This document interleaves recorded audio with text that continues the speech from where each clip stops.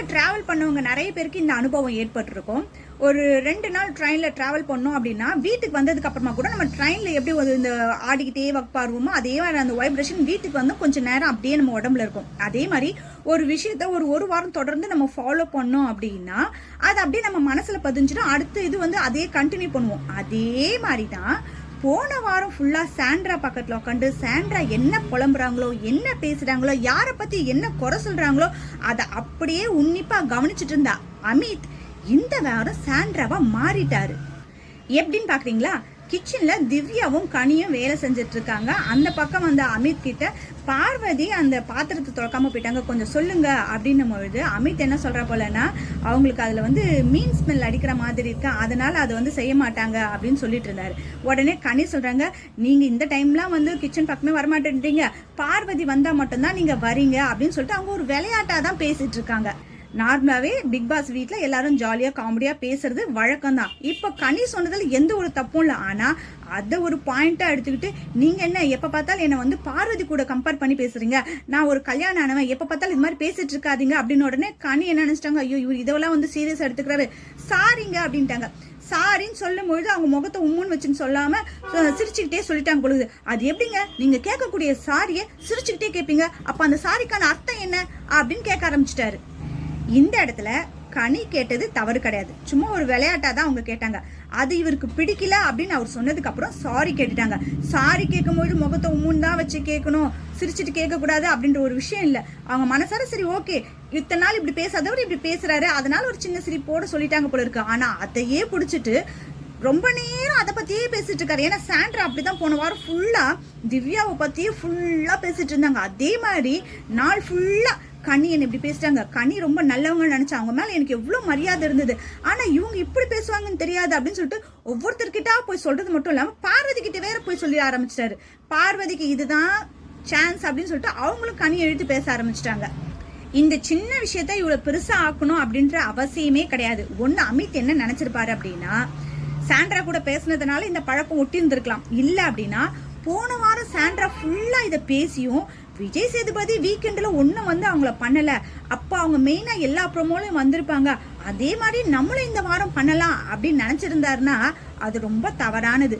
Sandra அப்படின்றதுனால தான் வீக்கெண்ட்ல அவங்க எந்த ஒரு கஷ்டமும் இல்லாம தப்பிச்சிட்டாங்க. இந்த இடத்துல அமிதாக இருந்தா ஏற்கனவே இவர் கேப்டன்சி டாஸ்க்ல எவ்வளவு வாங்கி கட்டிக்கிட்டாரு அப்படின்றது இவருக்கே நல்லா தெரியும். பாப்போம், இந்த ஒரு நாளோட இந்த விஷயத்த விட்டுட்டா ஒன்றும் பிரச்சனை கிடையாது. இதே தொடர்ந்து கொண்டு வந்தா கண்டிப்பா வீக்கெண்ட் ஷோல இது கண்டிப்பா ஒளிபரப்பாகும். ஃபேமிலி டாஸ்க்ல இன்னைக்கு முதல்ல வந்த ஃபேமிலி யாரோட ஃபேமிலி அப்படி பாத்தீங்கன்னா கனியோட ஃபேமிலி தான் வந்திருந்தாங்க.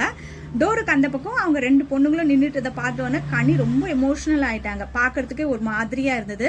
திரும்பவும் டோர் சாத்தினதுக்கு அப்புறம் அவங்க கடகடன்னு போயிட்டு அவங்களோட டாஸ்க் முடிக்கிறதுக்கு போயிருந்தாங்க. அவங்களுக்கு கொடுத்த டாஸ்க் என்ன அப்படின்னு பாத்தீங்கன்னா நெத்தியில பிஸ்கட் வச்சுட்டு அதை கைப்படாம அப்படியே வாய்க்கிட்ட கொண்டு வந்து சாப்பிடக்கூடிய டாஸ்க் தான். அதை முடிச்சுட்டு வந்து பசங்களை கட்டி பிடிச்சிட்டு அழுதாங்க. அது பாக்குறதுக்கு ரொம்ப எமோஷனலா இருந்துச்சு. அதுக்கப்புறம் அவங்களோட சிஸ்டர் வந்து பாத்தீங்கன்னா ஸ்டோர் ரூம் வழியா வந்திருந்தாங்க. அவங்க சிஸ்டர் விஜயலட்சுமி நம்ம எல்லாருக்குமே நல்லாவே தெரியும். அவங்க ஏற்கனவே பிக் பாஸ்லயும் கலந்துட்டு இருக்காங்க. அவங்க நிறைய அட்வைஸ் வந்து பாத்தீங்கன்னா கனிக்கிட்ட கொடுத்துருந்தாங்க. நீ இவ்வளோ நாள் பண்ணது எதுவுமே வந்து 1 hour ஷோல வரல, ஏன்னா எல்லாருமே லைவ் பார்ப்பாங்கன்னு சொல்ல முடியாது, 1 hour ஷோ தான் நிறைய பேர் பார்ப்பாங்க, அதுல நீ எதுவுமே நீ பண்ண விஷயம் எதுவுமே வரல. இப்போ போன வாரம் சாண்ட்ரா கிட்ட ஒரு விஷயம் பண்ண பாத்தியா, அதை தான் வந்து மெயினா வந்து ப்ரோமோல வந்தது, அது மாதிரி நீ நடந்துக்கோ. அதாவது நீ வீட்டுல அமைதியா இருக்காத, நல்லா சண்டை போட்டினாதான் அடுத்து நீ வந்து இந்த ஆட்டத்தை நீ விளையாட முடியும் அப்படின்ற தெளிவான ஆட்ட விளக்கத்தை அவங்க சிஸ்டருக்கு சொல்லி கொடுத்தாங்க. கரெக்ட் தான். ஏன்னா அவங்க சிஸ்டர் சொன்ன விஷயம் நீ நல்லவ அப்படின்றத விட நீ செய்யக்கூடிய விஷயத்தை தான் மக்கள் நோட் பண்ணுவாங்க. அதனால நீ அமைதியா இருந்து பிரயோஜனம் இல்லை, எந்த இடத்துல எப்படி கேட்கணும் அப்படின்னு நினைக்கிறீ அதை கரெக்டா கேளு, அதனால நீ இனிமே வந்து அமைதியா இருக்காத அப்படின்ற நல்ல அட்வைஸை கொடுத்தாங்க. உங்களை நிறைய பேருக்கு இந்த ஒரு விஷயம் தோணிருக்கும். இப்போ பிக் பாஸ் நிகழ்ச்சி வந்து பாத்தீங்கன்னா 100 நாள் தான் நடக்குது. இப்போ வந்து பாத்தீங்கன்னா ஒரு 80 நாள் தான் ஆயிருக்கு. இப்போ இந்த 80 நாள் விட்டுட்டு வந்த அவங்க ஃபேமிலியை பார்த்த உடனே எல்லாரும் போய் ஏன் அழுது கட்டுப்பிடிச்சு அழறாங்க? இதெல்லாம் டிராமா மாதிரி தெரியலையா? அங்கங்க ஊருக்கு போனாலாம் வர்றது இல்லையா? வெளிநாட்டுக்குலாம் போனா 1 வருஷம் 2 வருஷம்லாம் கழிச்சு வர்றது இல்லையா? சும்மா ஒரு 3 மாசத்துக்கு இப்படி அழுது ஆர்ப்பாட்டம் பண்ணணுமா அப்படிலாம் ஒரு சிலர் நினைப்பீங்க. இப்போ நார்மலாக வெளியூர் போகிறது அப்படின்றதுலாம் ஒரு பெரிய விஷயம்லாம் கிடையாது. ஏன்னா இப்போ எல்லாருக்கிட்டையுமே ஃபோன் இருக்குது.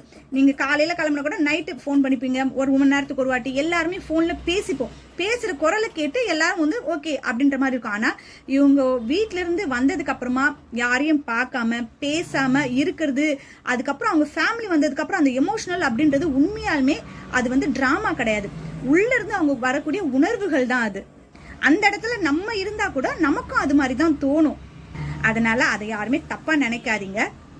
நம்ம நெருங்கலனோட பிரிவு வந்து பாத்தீங்கன்னா இன்னும் நிறைய அட்டாச்மெண்ட்டை நம்ம கொண்டு வரும். அதே மாதிரிதான் சாண்ட்ராவும் அவங்க குழந்தைங்களை பார்த்த உடனே இப்போ எப்படி தெளிவா மாறிட்டாங்க பாருங்க. போன வாரம் ஃபுல்லா அழுது சத்தம் போட்டு அப்படி பண்ணிட்டு இருந்தவங்க இந்த வாரம் நல்லா காமா மாறிட்டாங்க.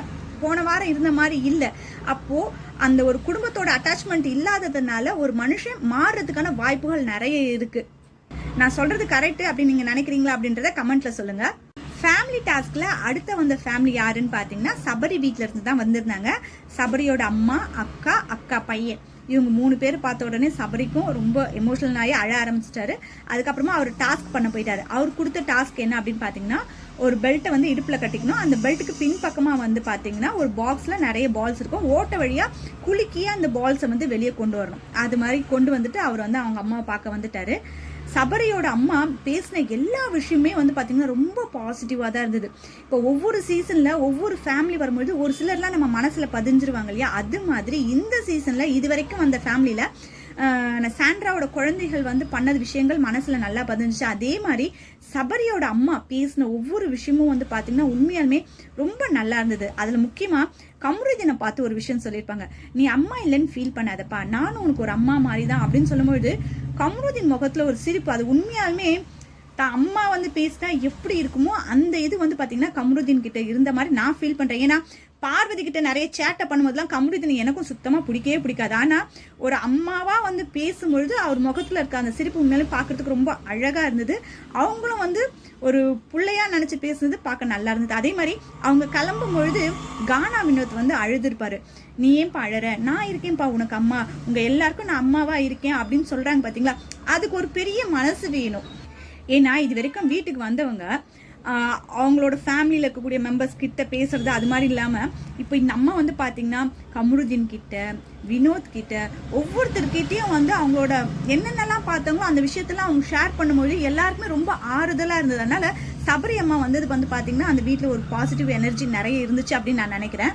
இதில் முக்கியமான விஷயம் என்ன அப்படின்னா அவங்க வந்து அந்த கொஞ்ச நேரத்தில் கானா வினோத் வந்து ஒரு சில வரிகள் எழுதி பாட்டு பாடியிருப்பாரு. உண்மையிலே ரொம்ப சூப்பராக இருந்தது அந்த பாட்டு. சபரியோட அக்கா கூட இவ்வளோ சீக்கிரம் இங்கே எழுதி பாடுவீங்கன்னு நான் நினைக்கவே இல்லைங்க, ரொம்ப சூப்பராக இருந்தது அப்படின்னாங்க. இதெல்லாம் ஒருத்தர் நடந்துக்கிறத பொறுத்து தன்னால் இயற்கையாக வரக்கூடிய விஷயங்கள் ரொம்ப நல்லா இருக்கும். அதை வந்து சபரி வீட்டிலேருந்து வரும்பொழுது நம்ம எல்லாருமே பார்க்குற மாதிரி இருந்துச்சு. உங்களை எத்தனை பேருக்கு சபரியோட அம்மா பிடிச்சிருக்கு அப்படின்றத கமெண்ட்ல சொல்லுங்க.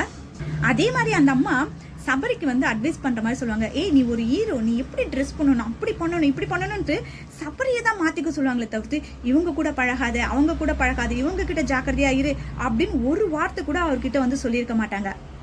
அது உண்மையிலேயே எனக்கு ரொம்ப பிடிச்சிருந்தது. அந்த காலத்து மனுஷங்க இப்போ எவ்வளோ கள்ளங்கப்படம் இல்லாம இருக்காங்க அப்படின்னு நினைக்கும் போது எனக்கு ரொம்ப சந்தோஷமா இருந்தது. உண்மையிலேயே சபரி வந்து ரொம்ப லக்கியான பர்சன் அப்படின்னு நான் நினைக்கிறேன். இந்த சீசன்ல பிக் பாஸ் வீட்ல எப்ப எது நடந்தாலும் அந்த இடத்துல ஒரு கவுண்டர் போடக்கூடிய ஒரு ஆள் அப்படின்னு பாத்தீங்கன்னா கானா வினோத் தான். ஆனா அவரோட ஃபேமிலி வரும்பொழுது அவரும் ரொம்ப எமோஷனல் ஆயிட்டாரு. அவருக்கு கொடுத்த டாஸ்க் என்ன அப்படின்னு பாத்தீங்கன்னா 2 பாக்ஸ்ல 2 கலர் பால்ஸ் அதை அப்படியே வந்து மாத்தி வைக்கணும். அதை வந்து தான் பண்ணதுக்கு அப்புறமா அவர் வீட்டுக்குள்ள போன உடனே ஒய்ஃபை கட்டி பிடிச்சிட்டு அழுதாரு. அதுக்கப்புறம் அந்த குழந்தைங்களை வந்து கொஞ்சம் பொழுது ரொம்ப சந்தோஷமா இருந்தது. இல்லை இன்னொரு முக்கியமான விஷயம் என்ன அப்படின்னா பிக் பாஸ் வீட்டுக்குள்ள வர்றதுக்கு முன்ன அந்த குட்டி பையன் நடக்க ஆரம்பிக்காம இருந்தா போல இருக்கு. இப்படி வீட்டுக்கு வந்ததுக்கு அப்புறமா தான் நடக்க ஆரம்பிக்கிற போல இருக்கு. அதை வந்து அவர் பார்த்தது வந்து பாத்தீங்கன்னா உண்மையாமே, ஏன்னா தன்னோட குழந்தைகள் நடக்கிறது, தவழுறது இதெல்லாம் பக்கத்துல இருந்து பார்க்கும்பொழுது ரொம்ப சந்தோஷமா இருக்கும். இந்த ஒரு 70-80 நாள் வந்து குழந்தைய பார்க்காம குழந்தை இந்த ஒரு முதல் செயலை செய்யுது அப்படின்னும் பொழுது எல்லாருக்குமே சந்தோஷமா இருக்கும். அதை வந்து கானா வினோத் வந்து அனுபவிச்சது வந்து பார்க்கறதுக்கு ரொம்ப எமோஷனலா இருந்துச்சு. அதுக்கப்புறம் கானா வினோத்தோட ஒய்ஃப் அவருக்கு சூப்பர் அட்வைஸ்லாம் கொடுத்தாங்க. எல்லா இடத்துலயும் கோவப்படாத, எல்லாரும் சொல்றதையும் முதல்ல கேளு அப்படின்னு சொன்னாங்க. அதுக்கப்புறம் வந்து லாஸ்ட்டை பார்த்தா எனக்கு ஒரு சில வீடியோஸ்லாம் இருக்கு, வீட்டுக்கோ அவனை கவனிச்சுக்கிறேன் அப்படின்னு இருக்காங்க. கானா வினோத்துக்கு வீட்டுக்கு போனால் நல்ல மரியாதை கிடைக்கும் அப்படின்னு நினைக்கிறேன். அவங்க ஒய்ஃப் போனதுக்கு அப்புறமா ஜாலியாக அரோரா மேலே தோளில் கை போட்டுன்னு பிக் பாஸே சொல்ல ஆரம்பிச்சிட்டேன், என்ன வினோத் பொண்டாட்டி போயிட்டான்னு சொல்லிட்டு பண்றீங்களா அப்படின்னு உடனே அந்த இடத்துல பயம் வந்துச்சு. இதையும் கண்டிப்பா உங்க ஒய்ஃப் பார்ப்பாங்கன்னு நினைக்கிறேன். உண்மையிலுமே இந்த பிக் பாஸ் சீசன்ல இந்த ஃபேமிலி டாஸ்க் அப்படின்றது எல்லா சீசன்லயுமே ரொம்ப நல்லா இருக்கும். அதுலயும் ஒரு சில ஃபேமிலிஸ்லாம் வந்தது பார்த்தீங்கன்னா மனசுல இருந்து நீங்காத மாதிரியே இருக்கும். அது மாதிரி இது வரைக்கும் வந்து பாத்தீங்கன்னா 4 ஃபேமிலி வந்திருக்காங்க. இந்த 4 ஃபேமிலியில உங்களுக்கு எந்த ஃபேமிலி பிடிச்சிருந்தது, அவங்க வந்தது பாக்குறதுக்கு ரொம்ப எது நல்லா இருந்தது அப்படின்றத கமெண்ட்ல சொல்லுங்க. எனக்கு வந்து பாத்தீங்கன்னா 4 ஃபேமிலியுமே ரொம்ப பிடிச்சிருந்தது. ஏன்னா சாண்ட்ராவோட குழந்தைங்க செம்ம கியூட். அதே மாதிரி சபரியோட அம்மா வந்து பாத்தீங்கன்னா உண்மையாலுமே அவங்க வந்தது ரொம்ப எல்லாருக்கும் பாசிட்டிவ் எனர்ஜி கொடுத்துருக்கோம். அதே மாதிரி கனியோட குழந்தைங்களும் ரொம்ப நல்லா பண்ணிட்டு இருந்தாங்க. கானா வினோத் குழந்தைகள் வர்றது அப்படின்னாலே வீட்டில் இருக்கவங்களுக்கு ஒரு எனர்ஜி கிடைக்கும் அப்படின்னு தான் நான் நினைக்கிறேன். இது வரைக்கும் 4 வீட்டில் வந்த ஃபேமிலி எனக்கு ரொம்ப பிடிச்சிருந்தது. உங்களுக்கு எந்த வீட்டு ஃபேமிலி பிடிச்சிருந்தது அப்படின்றத கமெண்ட்ல சொல்லுங்க.